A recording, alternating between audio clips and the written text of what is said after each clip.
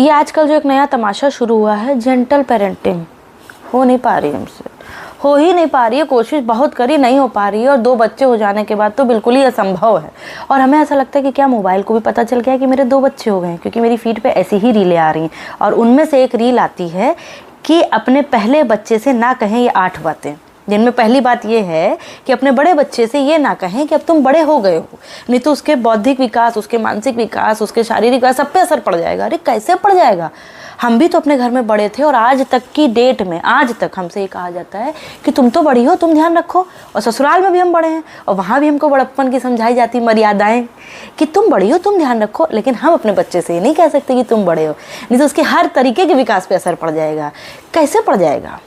जब उसको जिम्मेदारी का एहसास ही नहीं कराएंगे, जब उसको ये बताएंगे ही नहीं कि तुम बड़े हो, तो वो सीखेगा कैसे, क्या जिम्मेदारी उठाएगा, क्या करेगा? बच्चे को डांटिए नहीं, बच्चे को मारिए नहीं, बच्चे से दोस्ती का रिश्ता बना के चलिए।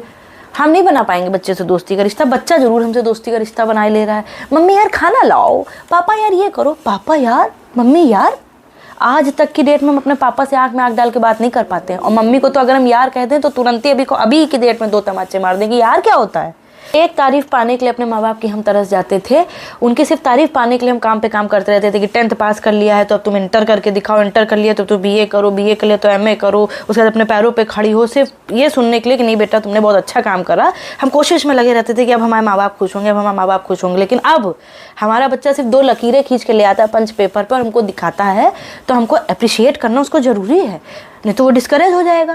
मतलब इतना साइकोलॉजी माँ बाप की ये दिखा दिखा के जेंटल पेरेंटिंग चेंज कर दी गई है कि 2 लकीरें में ही हम उसको इतना इनकरेज कर देते हैं। वाह क्या आर्ट बनाई है, आर्ट हो तो ऐसी हो। तो अब वो वही समझता है कि यही मतलब हमने इतना बढ़िया काम कर दिया, सबको जो ही आता है उसी को कहा मैं आर्ट बनाऊँ, बस वही बना के दिखा देता है। हमसे या हमारे भाई से कोई गलती हो जाती थी अगर, तो चाहे 10 लोग बैठे हो, चाहे 20 लोग बैठे हो, हमारे माँ बाप वहीं सबके सामने डांट देते थे। और तो दोबारा वो गलती हम लोग नहीं करते थे कि भाई सबके सामने डांट पड़ जाएगी।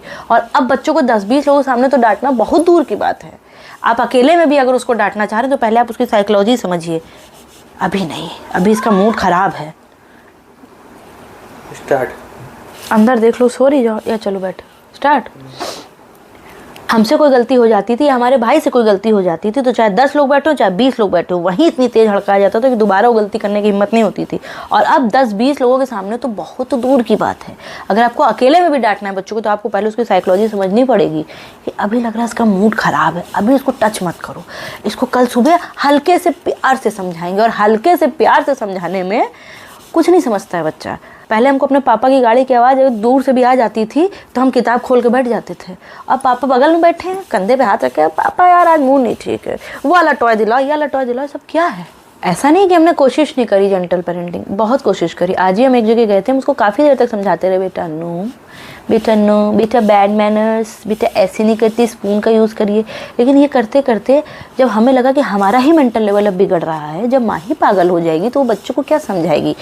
फिर हमने, क्योंकि हम भी इंसान हैं, ऐसा तो नहीं है माँ होने के बाद इंसानियत ख़त्म हो जाती है, हम भी इंसान हैं। फिर हमने उसको एक जड़ा कस के और हमने उससे कहा बैठ जाओ यहाँ पे।